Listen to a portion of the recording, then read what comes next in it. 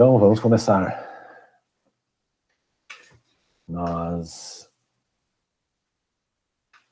hoje vamos falar de transformadores.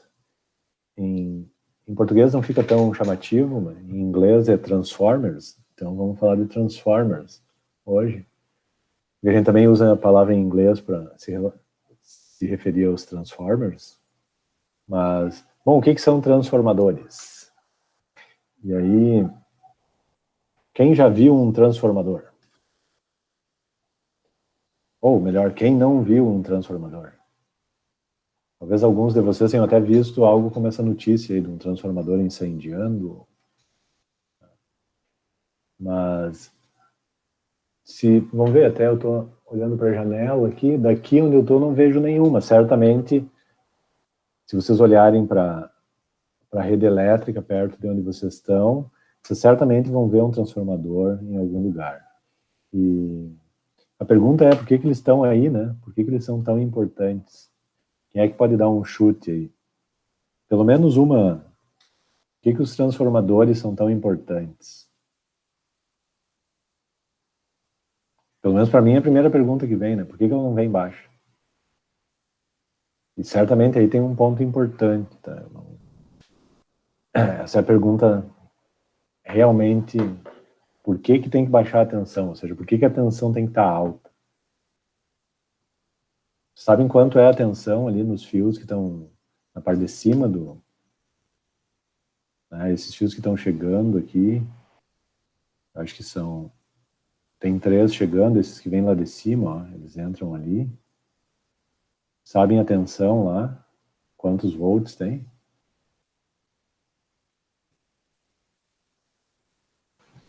13K por aqui. Santa Maria. 13 mil, né? 13 mil. Por que isso? Por que não mandar 220, já que é o que a gente usa?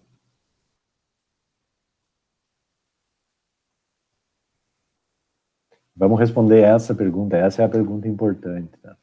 E os transformadores são muito importantes, ou seja, nós não viveríamos sem os transformadores. É impossível viver sem transformadores.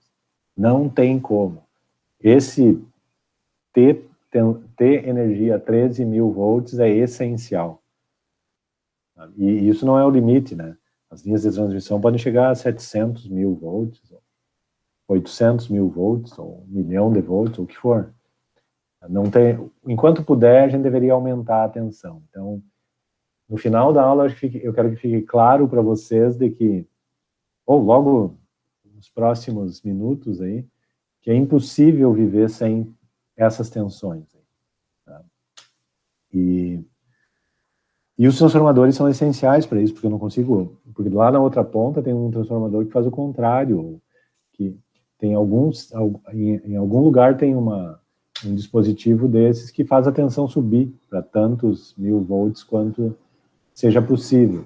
E é importante que seja o mais alto possível. Tá? Bom, os transformadores são tão importantes que tem pesquisa sendo desenvolvida a todo tempo e tecnologia sendo gerada. Aqui, por exemplo, é a descrição de uma invenção desenvolvida pela UFSM, aqui, ó, vocês veem aqui titular, né, Universidade Federal de Santa Maria, pela Muxfeld Marim e Companhia e pela Romagnoli Produtos Elétricos, que são 2 empresas, né, que é isso aqui é uma patente que foi concedida em 2018, ou seja, uma invenção da UFSM, desenvolvida por esse pessoal aqui, tá? Eles são ali do CT, talvez alguns pesquisadores dessas empresas, né? Esses números aqui quer dizer, esse 20 quer dizer que é um modelo de utilidade, porque, é claro, eles não inventaram o transformador, né? A invenção do transformador foi inventada por outra pessoa, mas eles inventaram um avanço importante na tecnologia de transformadores, e por isso tem essa patente concedida, que é de 2015, né? Bom, então é uma área de pesquisa super quente, sempre. Então, transformadores são essenciais. E, como a gente está dizendo, qual é a utilidade? baixar a tensão, no caso do transformador que a gente tem aqui perto de casa, ou aumentar a tensão. Tem outras utilidades aí, mas isso é o que nos faz sobreviver hoje. Sem isso a gente não viveria. Toda a energia elétrica que nós consumimos, ela só chega aqui porque é possível ter um transformador. Tá? Se não tivesse transformador, a gente não conseguiria transmitir a energia. Tá? A transmissão de energia elétrica é um ponto fundamental. Sem transformadores não tem como. Tá? Eu posso transmitir energia elétrica, sim, mas não da maneira que a gente transmite. Ou seja, eu teria que gastar muita energia se eu tivesse que transmitir ela sem usar transformadores. E tudo vem disso aqui, ó. É bem fácil de fazer essa conta pelo seguinte, ó. Em qualquer circuito de corrente alternada, né, a potência média transmitida, como a gente demonstrou ali para trás, né, depende da tensão RMS e da corrente RMS. Então, dependendo se o circuito é mais capacitivo, mais indutivo, a corrente vai estar adiantada ou atrasada, né? Tem vários detalhes, mas o importante é que é isso aqui. O gerador, né, ele injeta energia no circuito nessa quantidade aqui. Ou seja, a cada segundo tem tantos VI joules sendo injetados num circuito de corrente alternada, que é o caso aí da distribuição. E nós podemos esquecer por um tempo o RMS aqui, eu vou tirar fora, porque quando tiver o V maiúsculo ou I maiúsculo, tá? Eu não quero dizer que é a amplitude, mas eu quero dizer que é o RMS, porque essas são as quantidades relevantes para a gente saber quanto de energia média é transmitido, tá? Então, vou tirar esses índices para seguir. Então, vamos fazer uma continha aqui, ó. Então, se eu tenho lá um circuito, um gerador de energia elétrica, se eu multiplicar a tensão RMS pela corrente RMS, me diz quanta energia eu estou transmitindo. Então, já que eu tenho um transformador, eu posso aumentar ou baixar a tensão. Tá? E isso vai aumentar ou baixar a corrente, ou seja, por exemplo, essa conta vai dar a mesma se eu usar metade da tensão e o dobro da corrente. Tá? Se eu usar metade da tensão e o dobro da corrente, eu vou transmitir a mesma quantidade de energia. Então, do ponto de vista da quantidade de energia, não faz diferença. Também não faz diferença se eu aumentar a tensão. Se eu duplicar a tensão e fazer a corrente cair pela metade, também não faz diferença nenhuma. Tá? Vai dar na mesma.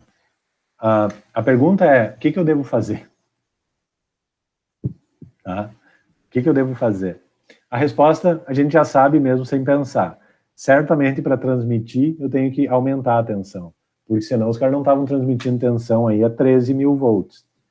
Que pode ser um problema, entende? Tu tem que deixar os fios longe. Se alguma coisa cair ali em cima, provavelmente vai dar um curto-circuito. Vai ter uma quantidade de... Se alguém tocar ali, vai ser um acidente terrível, né? Então, se o poste cair, por exemplo, e os fios encostarem um no outro também. Então, tem um monte de problemas aí, mas, no entanto, mesmo assim, a gente insiste em aumentar a tensão. Então, certamente, a escolha é aumentar a tensão para transmitir. Mas por que aumentar a tensão para transmitir? Me digam.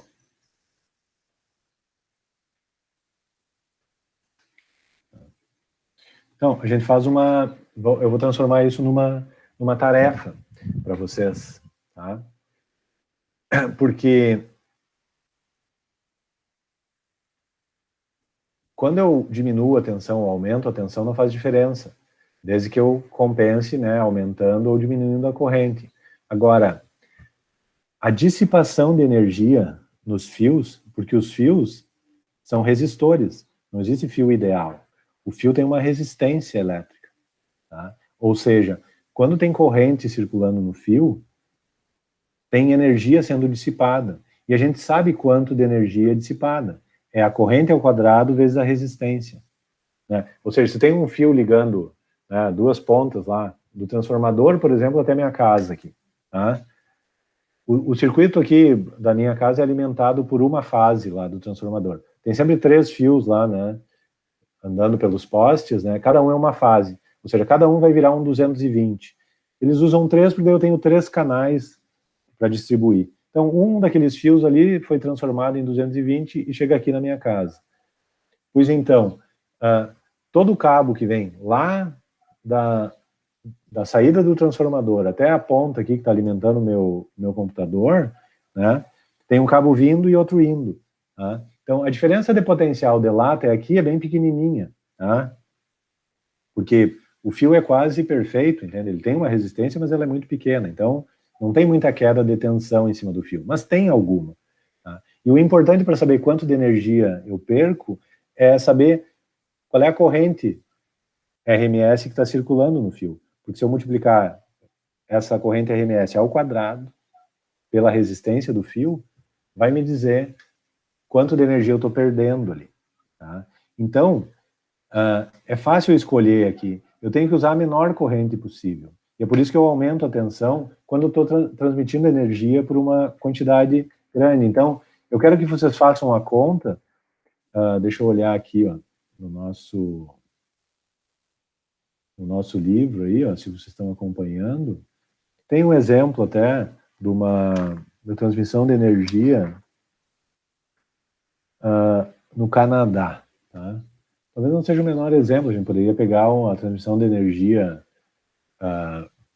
lá do Itaipu para alguma cidade, né? Mas ele dá um exemplo legal ali, a transmissão são 700 mil volts, tá? 700 mil volts, com uma corrente de 500 amperes.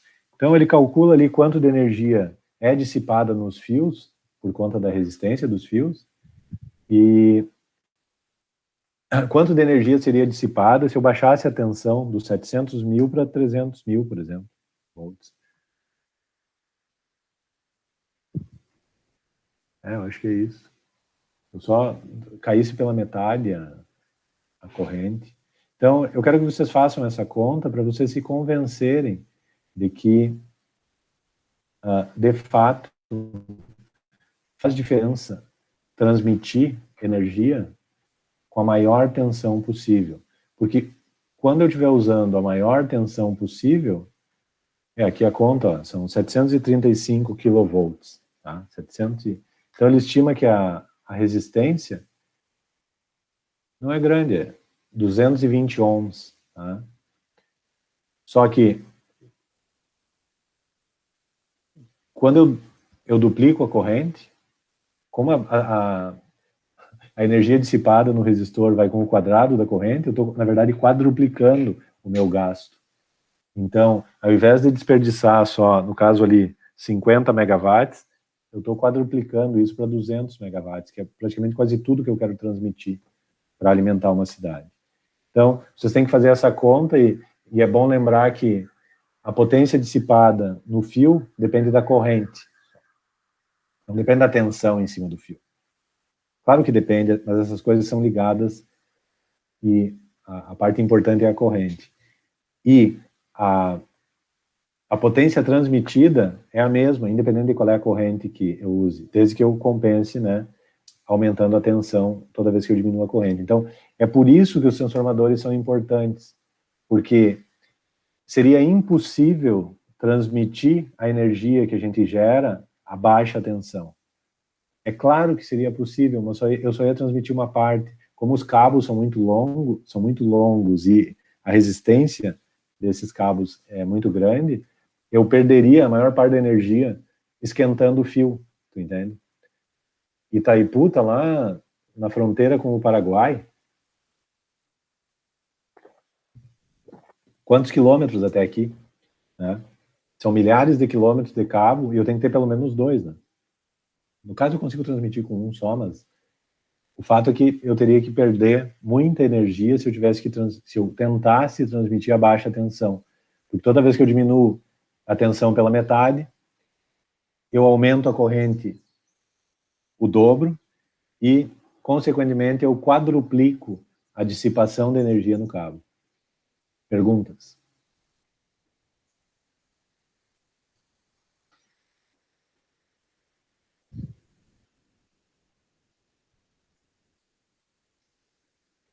Sem dúvidas, hein? Vocês querem... A gente pode fazer essa conta depois, no final, depois. ou analisar em detalhe, ela está feita ali no livro, né? Mas a gente pode analisar em detalhe aí. Tá? Mas vocês têm que fazer essa conta e se convencer que não tem como transmitir energia a baixa tensão. Tá? Não tem como. Então, nós não viveríamos sem transformadores. Essencialmente é isso. E é importante vocês ter essa... lembrar, a gente não... Vocês lembram disso do ensino médio? Desse comentário aí do professor de física?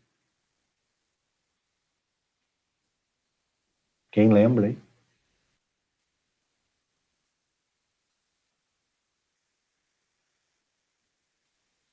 Pois é, né? É incrível. A nossa vida não existiria sem o transformador, no entanto, a gente não dá essa... não bota ele nesse pedestal tão alto. Mas é isso mesmo, sinceramente. Se a gente não tiver como baixar a tensão, a gente não tem como transmitir a alta tensão, e essencialmente quer dizer que a gente não tem como transmitir. Tá? Não assim, gerando energia como a gente gera lá numa hidrelétrica que está num lugar só. Né? E mesmo que eu não gere num lugar só, entende? Eu tenho que... É importante, mesmo para transmitir na cidade, eu gastaria muita energia. Ou seja, o preço da energia elétrica subiria muito. Então, o transformador é o que nos permite viver aí. Entre outras coisas, tá? Mas sem energia elétrica. Bom, mas vamos lá. O que é um transformador? Então, essa imagem aí dá uma ideia do ou da estrutura que está por trás lá de um transformador ideal. Tá? Ou seja, é claro que se eu construir um transformador assim, ele não vai funcionar. Não com a eficiência que os transformadores funcionam hoje, mas vocês veem, né, que tem tecnologia sendo desenvolvida sobre transformadores agora, né? Como a própria UFSM aí tem invenções em cima, então... Mas essencialmente é isso, ó. Eu tenho um material magnético aqui, tá? Esse material magnético é importante porque quando eu ligo essa fonte aqui, esse gerador, poderia ser a usina hidrelétrica, ó, o fio que está chegando de lá, o fio de alta tensão aqui, né? Como ele está enrolado aqui nesse material magnético, quando a corrente está circulando aqui, a gente sabe, isso aqui é um circuito indutivo puro, né? Tem uma pequena, de novo, é um transformador ideal, né? Eu estou botando toda a resistência lá, ó. Ainda nem chegamos lá do outro lado. Então aqui é um circuito indutivo puro, a gente sabe que a corrente está atrasada aqui em relação à tensão, mas que ela fica oscilando sem gastar energia, né? Mas tem uma corrente circulando aqui e ela fica induzindo um campo magnético aqui, né? Regra da mão direita. Isso aqui é uma bobina.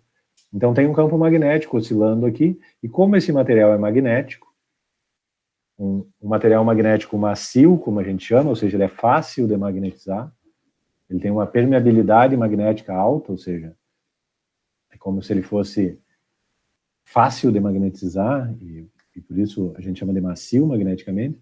O que acontece é que esse campo magnético fica dentro do material aqui. Ou seja, o mesmo fluxo magnético que está aqui, está lá também. Tá? Isso é importante, porque essa é a alma do transformador aí. Ou seja, eu transmito essa variação no fluxo magnético daqui para cá. Tá? Então é por isso que o que está acontecendo desse lado do circuito tem a ver com o que está acontecendo desse lado do circuito. Aqui já é um circuito menos simples, porque tem um resistor e um indutor, então é um circuito RL puro. E, bom, vamos ver com detalhe o que está acontecendo, mas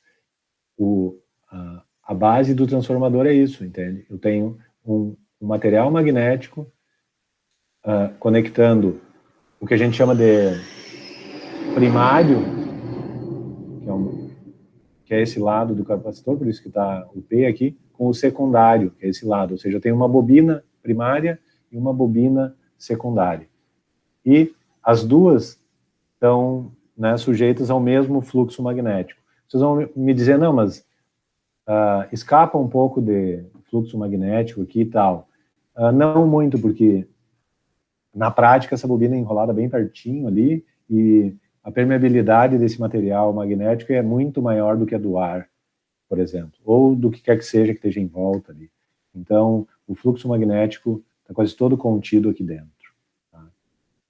De maneira que é assim que eu transmito energia desse lado para cá. Ou seja, energia elétrica vai para a energia do campo elétrico vai para o campo magnético e do campo magnético vai para o campo elétrico, desse lado. Então, essa é uma ideia genial, né, do transformador. Essa é a invenção aí. Então, essa seria a primeira invenção do transformador. A gente viu que ele evoluiu tanto que até em 2018, a UFSM mesmo tem uma patente adicionando um aprimoramento, né, nos transformadores. Tá, mas o que acontece aqui? Ou seja, como é que o transformador ideal funciona? Por que eu boto tensão aqui e sai outra tensão aqui desse lado? Bom, vamos ver isso aqui. Ó. Então, primeira coisa, vamos nos concentrar aqui no primário, tá? Desse lado aqui do transformador. Bom, o primário, então, a gente pode até esquecer esse núcleo aqui por um instante, mas o primário é um circuito indutivo puro, ou seja, é basicamente o meu circuito, o circuito que a gente analisou lá, né, que eu só tinha um indutor. E a gente já sabe que a tensão em cima, a tensão que o gerador coloca nos terminais aqui, né, é exatamente a tensão em cima do indutor, né, elas são a mesma, é a regra das malhas, isso não tem como mudar. Falando nisso, você tem dúvida nesse ponto aí? Você tem dúvida que a tensão em cima do gerador é a tensão em cima do indutor, independente do que tem por dentro aqui? Ou seja, o núcleo aqui vai mudar a indutância, tá?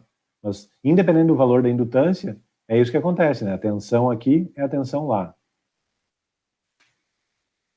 Isso é um ponto importante, né? E isso não vai mudar, né? Independente da indutância que está ali, ou seja, independente do que tem no núcleo do transformador, o que tem no secundário, isso não interessa, né? Isso vai mudar a indutância.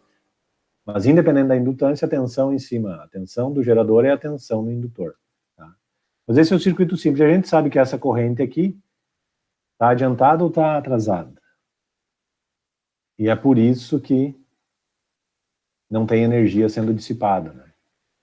Porque não tem resistência aqui. Ou seja, a energia está só trocando de lugar. Mas eu acho que é isso, né? Nós temos uma corrente. Como essa corrente aí está gerando um campo magnético aqui, e é o que está criando um fluxo magnético dentro do núcleo aqui, né? E estava criando um campo magnético aqui dentro também, tá? No indutor é só isso, é um fio enrolado com um núcleo, que pode ser ar, pode ser vácuo, pode ser o que eu quiser, que é o que dá essa indutância aqui, né? Mas então, eu tenho uma corrente lá circulando aqui no núcleo, circulando nesse circuito aqui, que é puramente indutivo, e ela, como é puramente indutivo, certamente está atrasada a 90 graus. A gente vai chamar essa aí de IMAG aqui, porque é essa correntezinha aqui que está magnetizando esse material aqui e está criando esse fluxo magnético, né, que está variando no tempo, com a mesma frequência aqui, inclusive daquele lado de lá, no secundário. Tá? Ou seja, certamente, em cada espira aqui, tem uma tensão, em cada espira tem uma tensão que é em volts proporcional à taxa de variação do fluxo magnético. Vocês lembram dessa lei aí? Tem uma coisa errada aí no...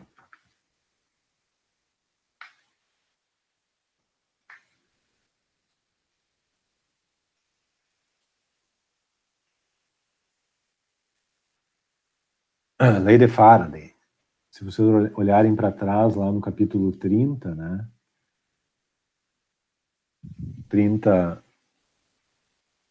34, né?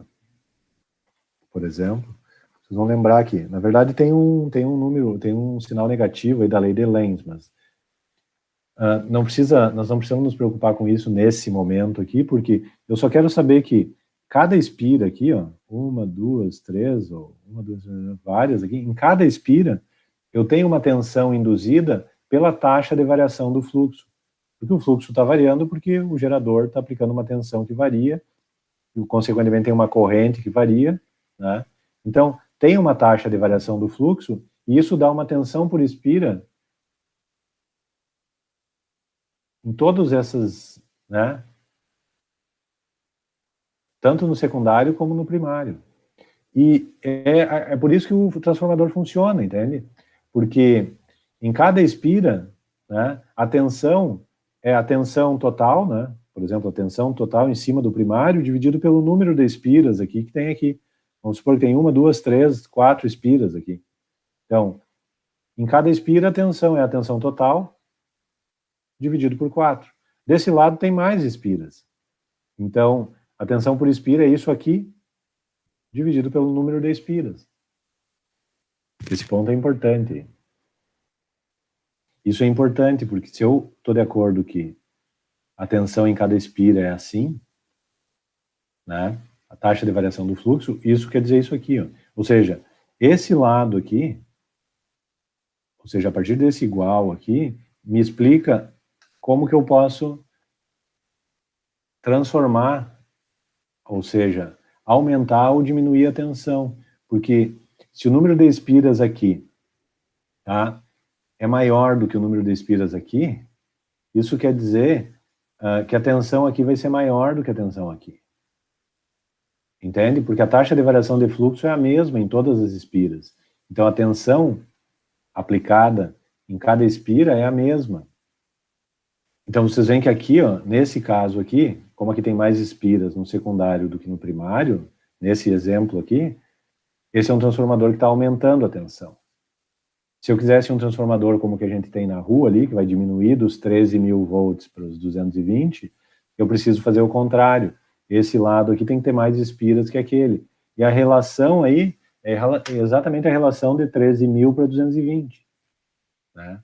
Ou seja, se eu dividir 13.000 por 220, estou chutando 13.000 redondo, né? Quanto que dá? A relação dá 60 quase, 59. Então, a relação tem que ser 1 para 59. Para cada espira que tem aqui, tem que ter 59 desse lado. E é claro que, dependendo da construção, não posso ter só uma de um lado e 59 do outro.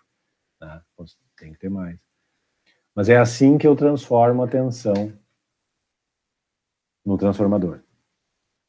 E o que acontece, então, ó, quando eu ligo essa chave? Porque vocês entendem que isso é tensão sem transferência de energia. Isso aqui é um transformador ideal. O único resistor está aqui. Então, eu tenho um gerador aqui aplicando uma tensão aqui. Nesse caso, desse exemplo, a tensão está aumentando, porque a taxa de variação do fluxo aqui é a mesma que aqui, porque né, eu estou assumindo que todo o campo magnético está dentro aqui do material magnético. Então, a tensão aqui é uma, a tensão lá é outra. Então, tem uma tensão aqui, entre esse ponto e esse, que é maior do que a tensão aqui. E a única corrente que está circulando aí é a corrente que está circulando aqui, que é uma corrente que não consome energia, só porque esse fio aqui é sem resistência, isso é uma coisa que não existe, né? Por isso que é um ideal, esse transformador é idealizado. Então, num transformador real, mesmo quando ele está desligado, esse meu circuito aqui não é um circuito indutivo perfeito, ele é um circuito RL, ou até um circuito RLC. O fato é que a corrente aqui não está a 90 graus exatamente, não tem energia sendo transferida, sendo consumida pela resistência interna aqui desse lado. Então, quando vocês deixam um transformador ligado na tomada, por exemplo, aqui tem um transformador, né, no carregador do celular.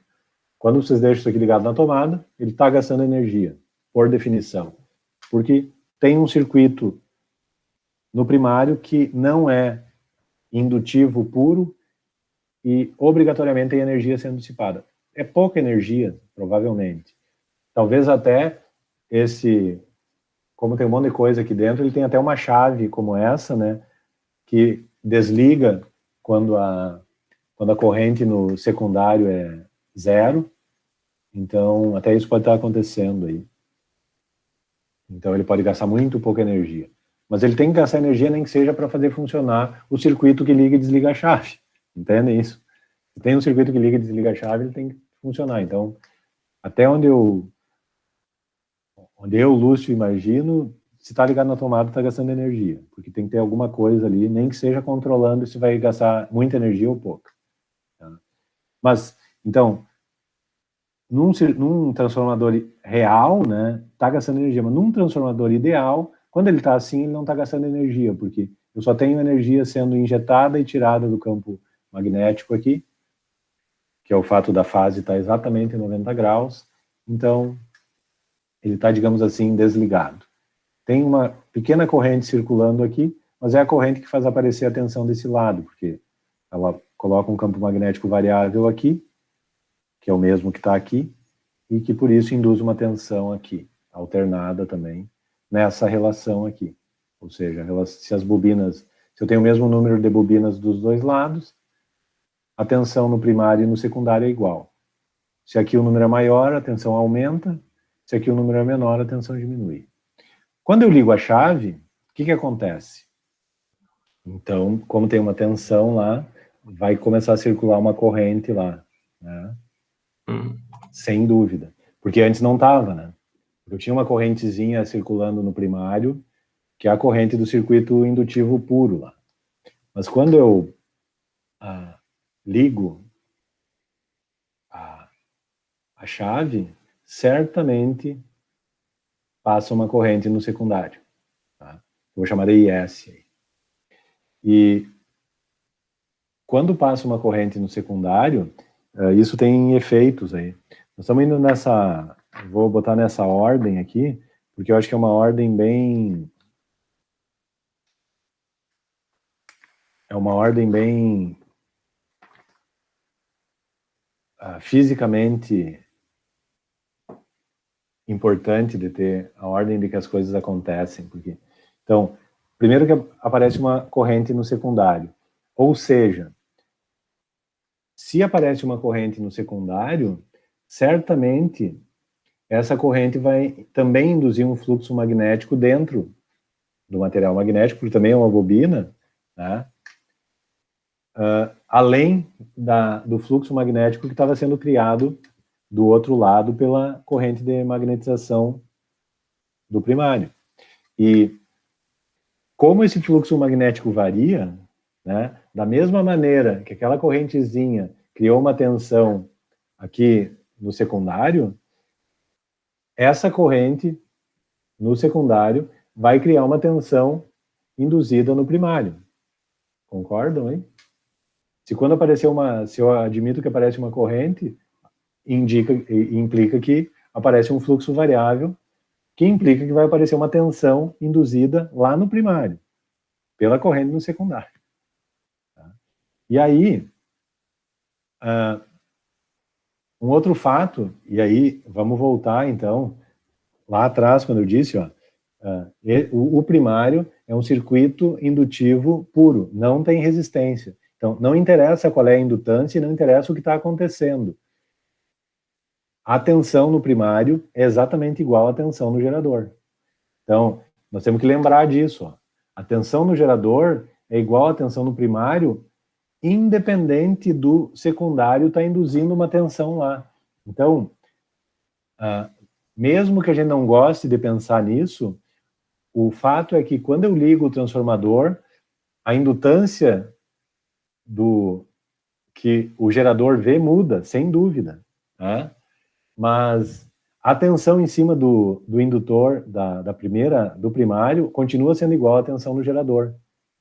Então, alguma coisa vai acontecer, né, para impedir que essa tensão induzida no primário modifique a tensão em cima do primário.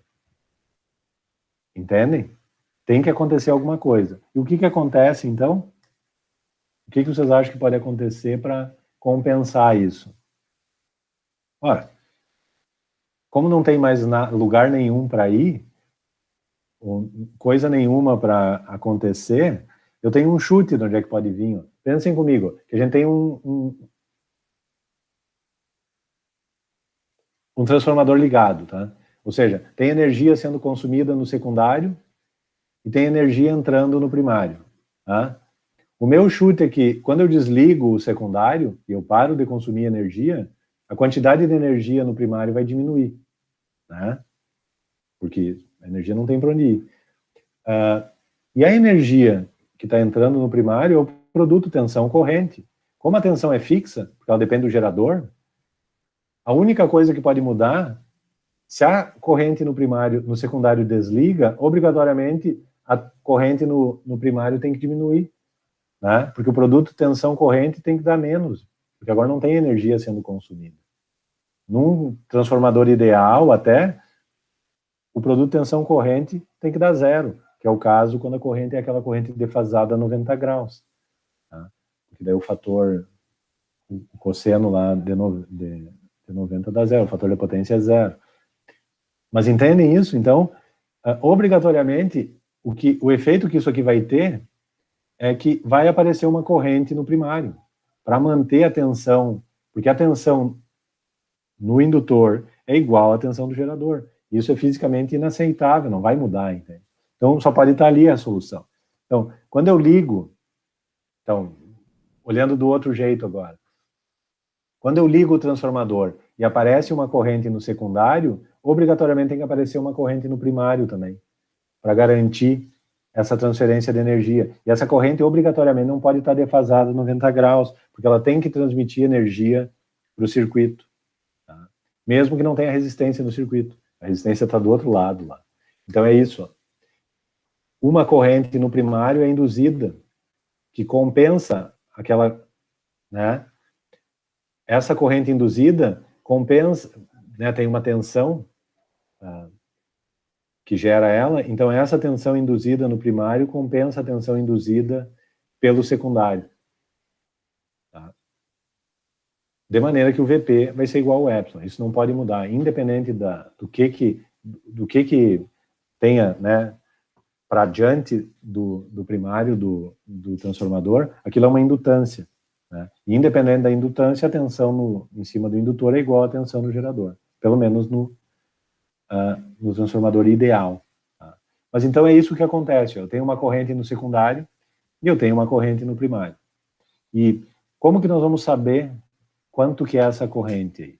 Ora, a melhor maneira de fazer isso, né, de descobrir quais são as correntes, é pensar exatamente nisso. Quanto de energia está entrando e quanto de energia está saindo. Porque eu sei quanta energia está saindo. Quanto de energia está saindo? Lá no secundário? Bom, essa corrente ao quadrado vezes R, né? Porque o circuito lá é muito simples. É um resistor. Então a tensão é... A energia perdida lá é I. Ou, né? Supondo que não tem dissipação de energia, porque é um transformador ideal, né? Ou seja, o primário não gasta energia, só é o resistor lá no secundário que gasta energia. Então, supondo que não tem dissipação, tudo que está saindo lá no secundário é o que está entrando no primário, tá? Porque é um transformador ideal.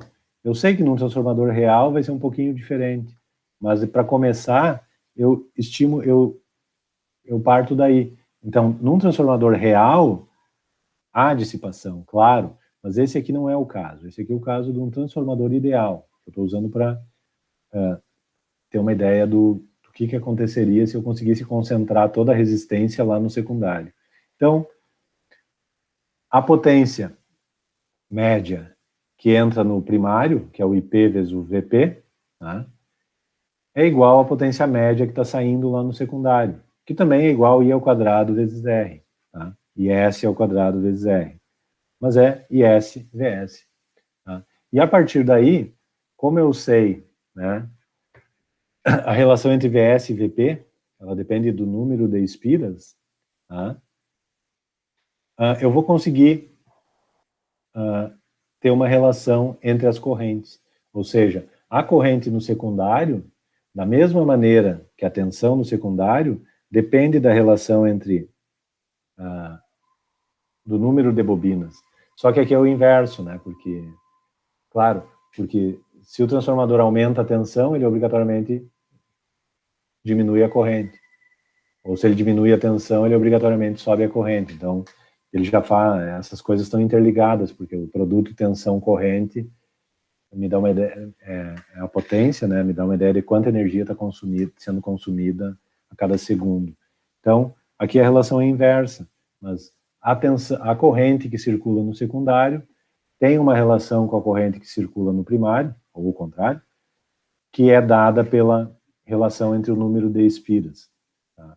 Em cada volta, aí, cada lado do capacitor. E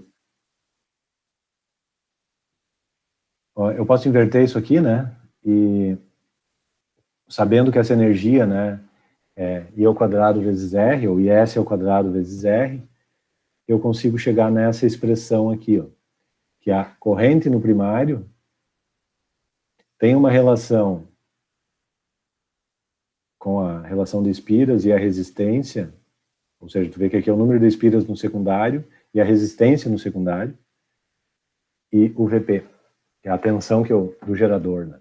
Então, no nosso caso aqui do transformador que está ali na esquina, né, que está alimentando a região aqui, a corrente que está circulando lá no primário, ou seja, nos fios de alta tensão lá, vai depender de para quanto que a tensão está sendo diminuída, né,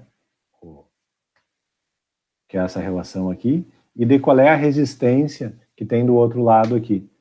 É claro que no mundo real, né, ao contrário do mundo idealizado, aí é um pouco diferente, porque eu não tenho só um resistor lá no secundário, eu tenho um circuito RLC, que é um circuito RLC bem complicado, com vários resistores, por exemplo, o meu chuveiro, o chuveiro dos vizinhos, etc. Todos esses equipamentos aqui, o carregador do celular, ou seja, tem um circuito RLC bem complicado aqui do outro lado, não é um resistor. Mas o caso mais simples, que é só um resistor, é esse aqui. Tá? E lembrando da lei de Ohm, lá, no caso aqui, para um circuito de corrente alternada, isso aqui não é uma corrente contínua, é uma corrente RMS, e aqui desse lado também não é uma tensão contínua, é a tensão RMS, tá? Isso aqui que está no meio é o inverso da resistência, tá? Então eu posso definir isso aqui, esse termo aqui, como o inverso da resistência equivalente. Ou seja, o meu gerador vê um circuito simples, que só tem um resistor, ou seja, o gerador está aplicando uma tensão VP em cima de um resistor que tem esse valor aqui. Ou seja, é a resistência no secundário vezes a relação entre as espiras no primário e no secundário ao quadrado. Tá? É assim que ele vê. Então, embora a resistência lá tenha um valor em ohms, só vai ser essa resistência que o gerador vê, né, se a relação entre as espiras aqui for 1. Né? Se eu mudo a relação entre as espiras, né, por exemplo, tem mais espiras no primário do que no secundário, a resistência equivalente aumenta. Ou seja, o que o gerador vê é maior. E se o número de espiras no primário é menor do que no secundário, o que o gerador vê é uma resistência menor. Tá? Dúvidas?